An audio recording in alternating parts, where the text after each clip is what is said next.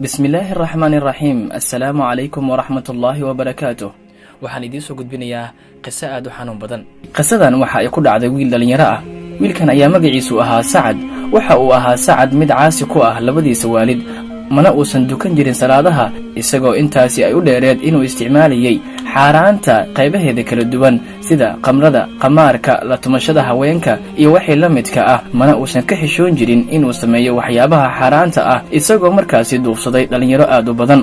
Sacad labadiisa waalid waxay ahaayeen kuwa mar waliba u duceeya markii ay salaada dukadaan gadaashood, waxayna ahaayeen kuwa Allah subxaanahu wa tacaala ka barya in wiilkooda uu soo hanuuniyo. Sacad maalin maalmaha ka mid ah isaga oo soo socda wadada dhexdeeda ayaa waxaa ka hor yimaaday nin shiikh ah. ninkii shiikha ahaa ayaa waxa uu salaamay Sacad, waxa uuna bilaabay in uu baraarujiyo islamarkaana uu aakhiradiisa xasuusiyo. waxa uu ku yidhi, Sacadow, ma waadan ogeyn in Allah subxaanahu wa tacaala uu ku weydiin doono caafimaadka iyo wakhtiga aad haysato?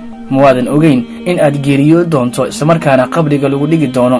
haddii rabbigaaga aad la kulanto islamarkaana wax lagaa weydiiyo cimrigaaga iyo caafimaadkaaga, maxaad rabbigaaga ugu jawaabi doontaa? haddii wax lagaa weydiiyo dhallinyaronimadaada wixii aad soo qabatay, maxaad rabbigaaga ugu jawaabaysaa?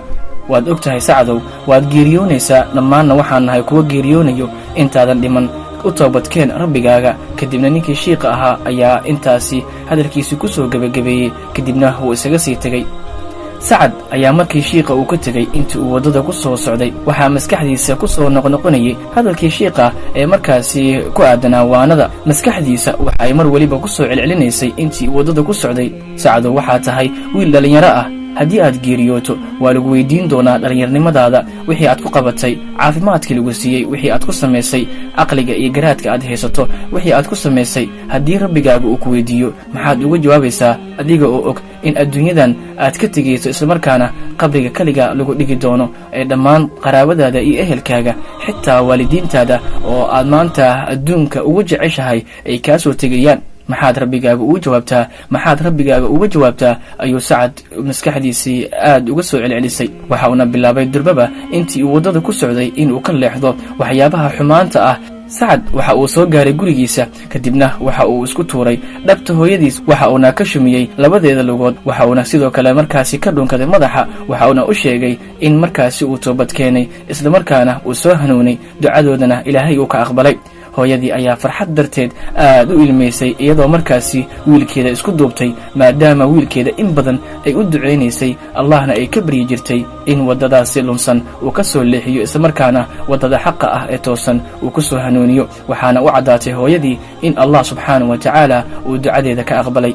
Sacad ayaa intaasi kadib wuxuu islamarkiiba bilaabay inuu ku soo gudoomo asxaabtii ay markaasi xaaraanta isla wadaagi jireen. waxa uu u yimid asxaabtiisa, waxa uuna ku yidhaahday, sow aniga maaha qofka qamaarka iyo khamrada idin baray? haa, ayay ugu jawaabeen asxaabtiisii. sidoo kale waxa uu weydiiyey, sow aniga maaha qofka idin baray macaasida iyo xaaraanta, islamarkaana idinka soo leexiyey waddada saxda ah, idinkuna soo leexiyey waddadan xun? haa, ayay markaasi ugu jawaabeen asxaabtiisa. waxa uu ku yidhaahday, anigu waan hanuunay, Ilaahay ayaana i hanuuniyey. ma ogtihiin asxaabay in dhammaanteen aan geeriyoon doono, islamarkaana mid weliba qabrigiisa aynan cidlo la geli doonin? haddii rabbigaaga aad la kulanto uu ku weydiiyo wixii aad soo qabatay, caafimaadkaaga iyo weliba dhallinyaronimadaada, maxaad uga jawaabaysaa? isweydii ayuu markaasi asxaabtiisa su'aal ugu dhigay. hase ahaatee asxaabtii qayb ka mid ah ayaa hadalka Sacad markaasi ku raacday, islamarkaana bilaabay in ay xumaanta ka tagaan, halka qaarkoodna ay ku gacan seereen.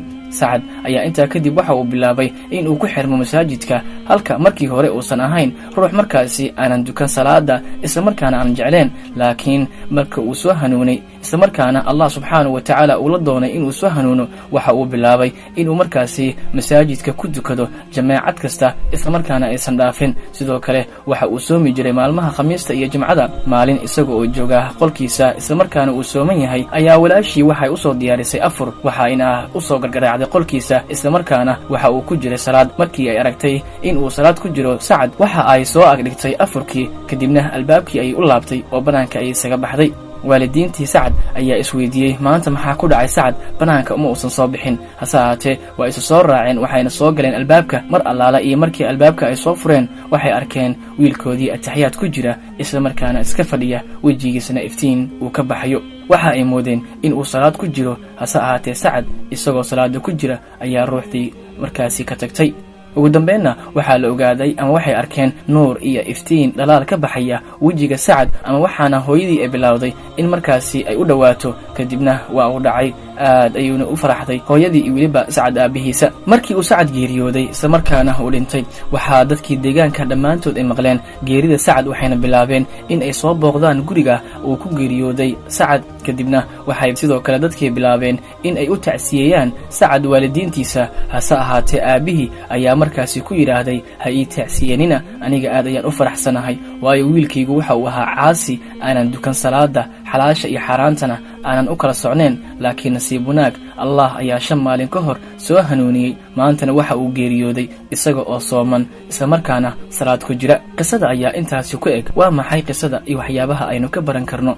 qisada waxaynu ka baran karnaa in Allah subxaanahu wa ta'ala cid allaale iyo ciddii uu hanuun la doono uu soo hanuuninayo. sidoo kale qisada waxaynu ka baran karnaa haddii ay waalidiinta carruurtooda ay noqdaan kuwa markaasi aanan ku wanaagsanayn xagga cibaadada iyo wanaagga, in ay markaasi u duceeyaan. ma haboono carruurta in haddii ay waddada ka dhacsan yihiin ama waddada ay ka lunsan yihiin in lasii habaaro, laguna qayliyo, wax welibana loo geysto. laakiin waxaa wanaagsan in waalidiinta ay u duceeyaan carruurtooda in Allah subxaanahu wa ta'ala uu soo hanuuniyo.